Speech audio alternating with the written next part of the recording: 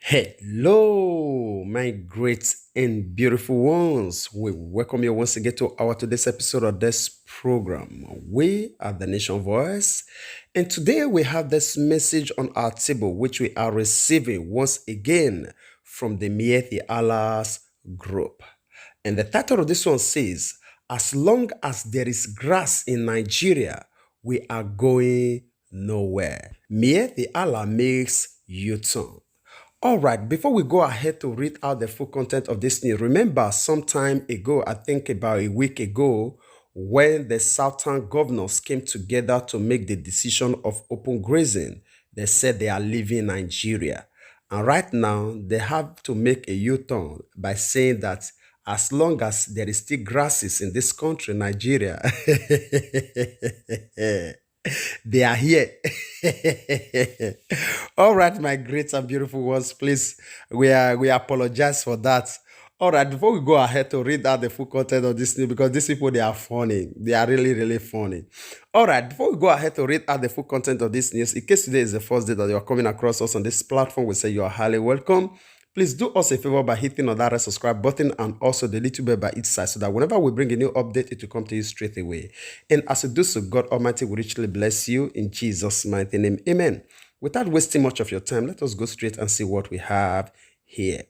National President of Mieti Allah Keuta Ore, Abdullahi Bodejo, has said, herdsmen are not the problems in the country because they do not burn police stations or kill security agents, as can be seen happening in some parts of the country. He said, ban on open grazing by 17 southern governors in that part of the country is illegal and is purely an attempt to hijack their cattle business because according to him, even Governor Samuel Orton of Benue State is a herdsman. Bodejo, who made this statement in an interview with Saturday Sun, also made it clear that the only thing that will stop the herdsmen from grazing in any part of the country is lack of grass. Otherwise, they will continue to graze and nothing will happen.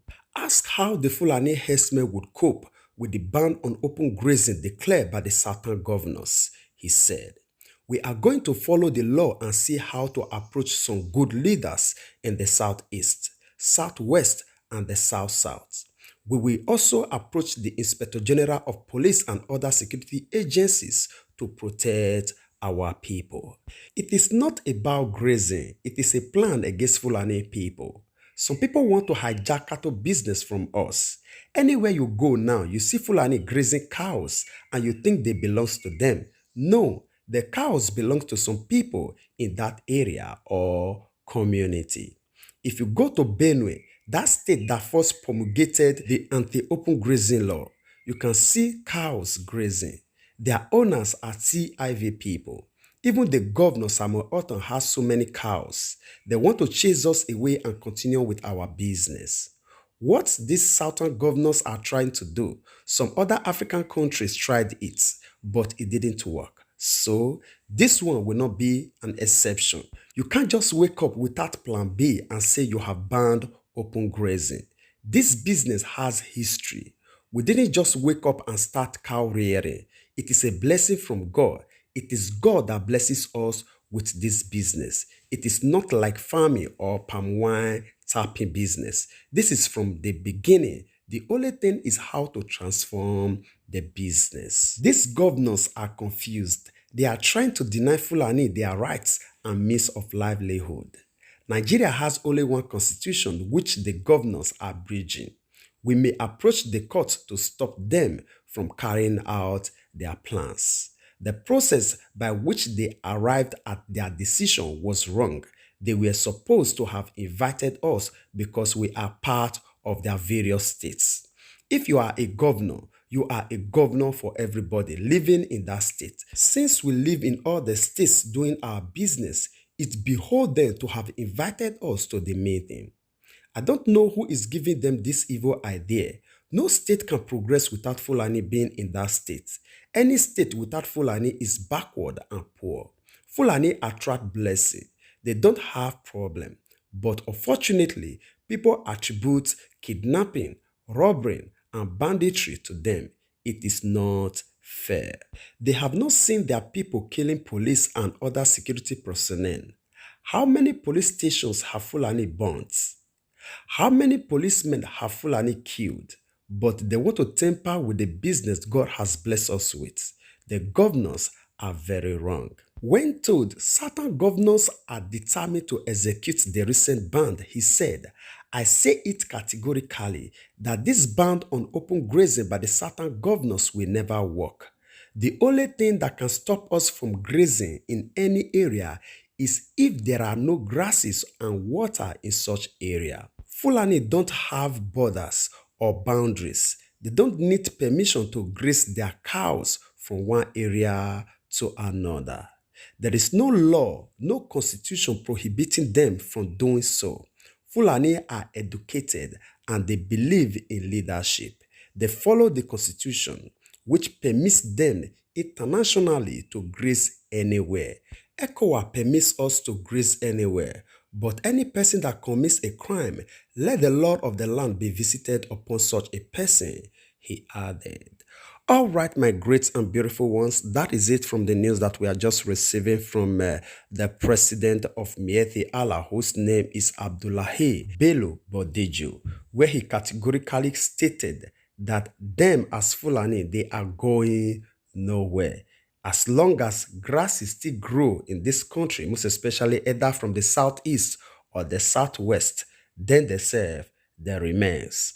All right, my great and beautiful ones, before we leave you all to share your own opinion with us on the comment section, honestly, we have used a lot of time in trying to read everything in details so that we all can understand the full statement from these very people and their boldness and their stand as well. Right now, as we earlier know that these people, they are president on their own. They are the people that decide what happens in this country. So again, they have re-emphasized on it that in as much as there are grasses in the southeast and as well there is water, you will equally find them there, irrespective of the ban that the 70 certain governors came together to pronounce. They are not affected by that declaration. And now we don't want to labor this matter that much. We know no institution, no law that is going to question this their stand. It has worked for them before now, and they still expect it to work for them now. And the question we would like to ask these people or anybody similar to these Fulani people is that this cattle business of a thing, is it a thing that is merely for you people alone?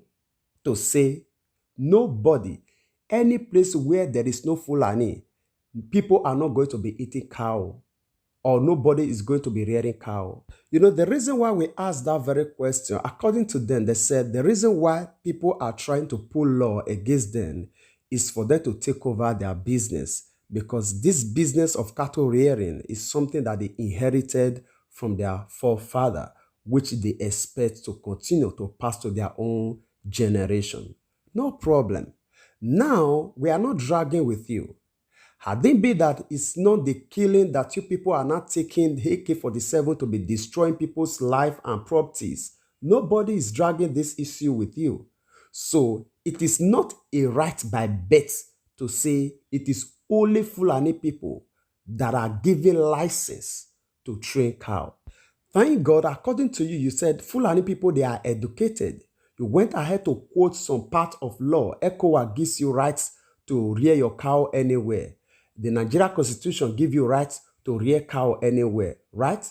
In that same Constitution of Nigeria and ECOWA, is there anywhere that it was written that by birth it is only Fulani people that are allowed to rear cow? If there is something like that, I believe you should go ahead to quote it to us Nigerians so that we know to stay away from any business that have to do with cow. Then if you can understand that ECOWAS gives you rights to rear your cow anywhere, the Nigeria Constitution gives you right as a Nigerian to go anywhere to do your business. So also that same Constitution give any Nigerian a right to do any business of his choice, even including this cattle rearing. It is not exemption. So you have no right to tell us that the reason why these people are putting a law of open grazing, it is because they want to take your business from you. If you do your business legitimately, nobody want to go against you. Rather, people want to encourage you and as well emulate you. Now that you people now vow to say that the lives of cow on several occasions that you people came out publicly to declare that a life of a cow worth more than thousands of human beings. Yes, this statement is everywhere, which you people made. And not only making the statement, we see it be exhibited by your actions, by your people going about with AK-47, destroying lives and properties indiscriminately. Then you want us to close our eyes, fold our arms, and watching you continue like that? It cannot continue. We pray that these people, these governors, they will not go back to their vomits. We know that if truly they stand by their words, we know that it is going to be very tough. In as much as you people said you are not going anywhere, we ourselves, we are not going to bow to your threats. Stay in your northern zone or your northern region and do whatever you want to do. Nobody is moving you out of your own region, but stay away from the southeast and the southwest. Thank God for the Oduduwa nation. They don't want to see you. So also the southeast and as well the south, they don't want to see you. You going ahead to say you are going to talk to the reasonable leaders there, that they are going to cooperate with you. We know there are a lot of saboteurs there that are still going to compromise. We have a lot of them. We already pinpoint a lot of them. But we believe on one thing, that God is going to be fetching them out one after the other. We are going to get victory over you, whether you like it or not. It is not just something we are going to negotiate. This is a sure word we are bringing to you again. All right, my great and wonderful people, we are going to leave you now to share your own opinion with us on the comment section. And before then, in case today is the first day that you are coming across us on this platform, we say you are highly welcome. Please do not forget to do us a favor by hitting on that red subscribe button and also the little bell by each side, so that whenever we bring a new update, it will come to you straight away. And as you do so, God Almighty will bless you richly in Jesus' name. Amen. And you that is already a part of this great family that is helping us to share these broadcasts whenever we make them, God Almighty will bless you. Your effort towards us on this platform, we are not taking it for granted at all. We really appreciate you. Please do not forget to help us share this very one so that it can as well get to our brothers and sisters all over the world, because we believe on one thing, that information is power. And as you do so, God Almighty will bless you richly. We would like to draw the conclusion of this program here. We'll see you again in our next broadcast. Remember, we love you all. Bye-bye.